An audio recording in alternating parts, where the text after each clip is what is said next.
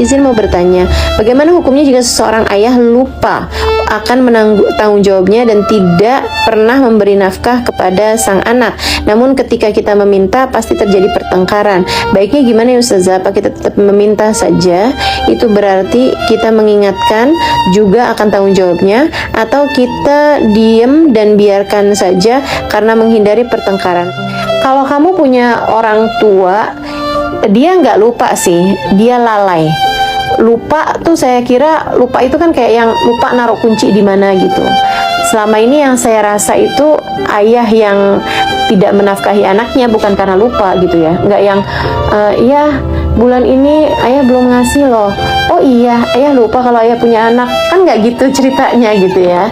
Saya kira bukan berarti dia lupa gitu, akan tetapi dia lalai untuk menafkahi anaknya. Begini nih teman-teman saudara sekalian, gitu ya. Kalau dari sisi ayahnya, itu adalah tanggung jawab dia gitu, yang seharusnya dia jangan lalaikan. Sebagaimana kita ini diperintah Allah Subhanahu wa taala kan untuk sholat, untuk zakat, untuk puasa, begitu ya. Kita juga seharusnya kewajiban kita adalah untuk juga kewajiban kita yang terkait dengan orang lain, untuk tidak berbuat jahat pada orang lain, untuk menafkahi anak istri bagi seorang suami gitu ya, bagi seorang ayah gitu kan. Itu juga adalah kewajiban. Sama halnya dengan kalau kita punya orang tua yang orang tua kita sudah tidak mampu untuk mencari nafkah bagi dirinya sendiri dan dia memang tidak punya nafkah untuk menafkahi dirinya sendiri, maka kewajiban itu jatuh pada anak-anaknya gitu. Nah, anak-anaknya ini punya kewajiban untuk memberi nafkah bagi orang tuanya. Itu adalah kewajiban yang memang Allah Subhanahu wa taala wajibkan kepada sang anak tersebut gitu. Nah, jadi kewajiban ini nih tidak boleh diingkari oleh siapapun ya, harus dilaksanakan gitu. Kalau tidak dilaksanakan ya dia berdosa gitu kan.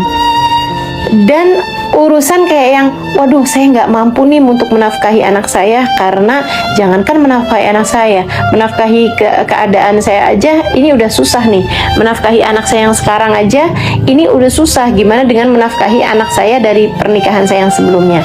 Nah itu adalah ilusi, itu adalah halusinasi yang suka ada dalam pikiran orang-orang yang hidup di zaman sekarang. Teman-teman saudara sekalian saya muliakan, Allah itu kalau ngasih nafkah itu nggak kayak gitu caranya. Allah itu kalau ngasih rezeki sama orang itu sesuai dengan kebutuhannya, sesuai dengan apa yang harus dia laksanakan dari rezeki tersebut gitu.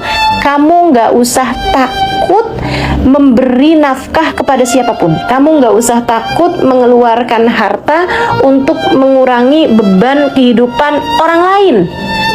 Jangankan keluarga kamu sendiri, orang lain aja kamu gak usah takut. Kenapa? Saya ingat ucapan guru saya Hubabah Maryam adalah Muhammad bin Abdullah Al-Haddar almarhumah. Beliau pernah mengatakan, Halimah, jangan takut ngeluarin duit kamu nak buat orang lain. Kenapa gitu? Sebab Allah itu nak kalau ngelihat kamu mengeluarkan uang itu untuk orang-orang yang lain, Allah jadikan kamu sebagai tangan kepanjangan Allah memberi nafkah kepada orang lain, memberi rezeki kepada orang lain. Allah juga akan banyakin rezeki kamu gitu. Allahnya juga akan bikin kalau memang dia pengeluarannya banyak teman-teman, Allah juga akan ngasih pemasukannya banyak gitu. Jadi kalau ada ayah nih ya, dia meninggalkan nafkah untuk keluarganya gitu, atau ada suami nggak ngasih nafkah kepada istrinya gitu, dia sebenarnya juga lagi nutupin jalur rezeki gitu, yang Allah SWT ngasih dia tuh ditutup-tutupin sama dia, yang akhirnya dia malah jadi nggak bisa ngasih rezeki buat istri dan anak-anaknya gitu kan. Itu kayak halusinasi menurut saya, kayak ilusi yang diciptakan oleh dirinya sendiri, dan tentu saja itu adalah bisikan iblis, bisikan setan teman-teman, sebagaimana yang Allah SWT ceritakan dalam Al-Quran. A'udzubillahi minasyaitonirrajim. Ya'idukumus syaiton ya'idukumul faqra wa ya'murukum bil fahsya wallahu ya'idukum maghfiratan minhu fadlah. Kata Allah Subhanahu wa taala, asyaiton ya'idukumul faqra. Setan itu nakut-nakutin kalian dengan kefakiran. Setan itu nakut-nakutin kalian dengan kefakiran. Nih kalau kamu kasih nih nanti buat ininya nggak ada. Nih kalau kamu ngasih nafkah buat anak-anak kamu yang ini, nanti buat anak-anak kamu yang ini nggak ada. Itu adalah ilusi yang dimasukkan setan ke dalam pikiran seseorang.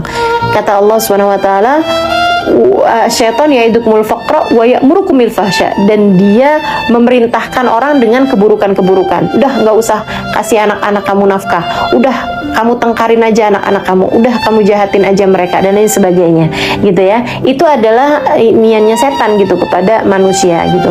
Wallahi ya'idukum maghfiratan minhu wa fadla. Sementara Allah Subhanahu wa taala menjanjikan untuk kalian ampunan darinya, menjanjikan kepada kalian fadl, karunia, rezeki, kemuliaan, keutamaan dari Allah Subhanahu wa taala gitu.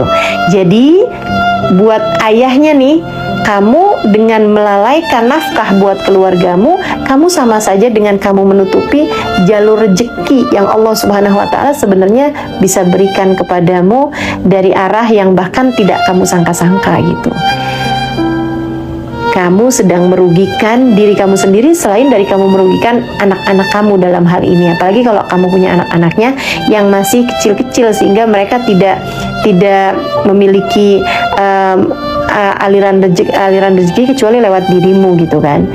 Itu seperti itu. Nah, akan tetapi buat anaknya nih, kalau kamu nanya kepada saya nih Irma, apa yang harus kamu lakukan gitu? Kalau misalnya ditagih nih Ustazah, malah terjadinya pertengkaran demi pertengkaran, apa dong yang harus saya lakukan? Irma, saran saya lebih baik nggak usah tagih gitu. Dia nggak lagi lupa kok, Ir. Dia tuh hanya lalai aja.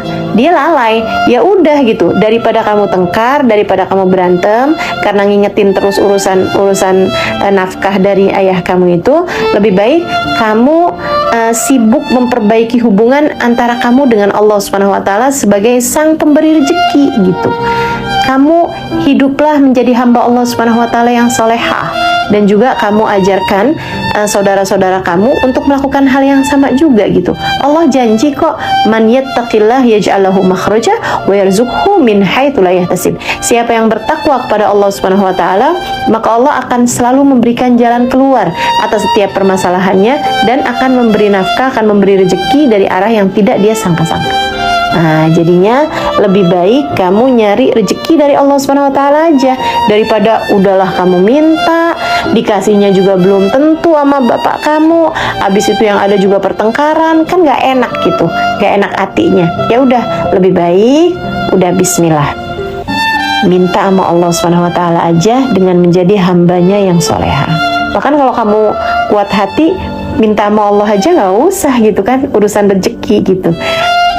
Terus gimana? Jadi aja hamba Allah yang soleha gitu. Mintanya sekalian yang gede. Apa tuh yang gede? Surga.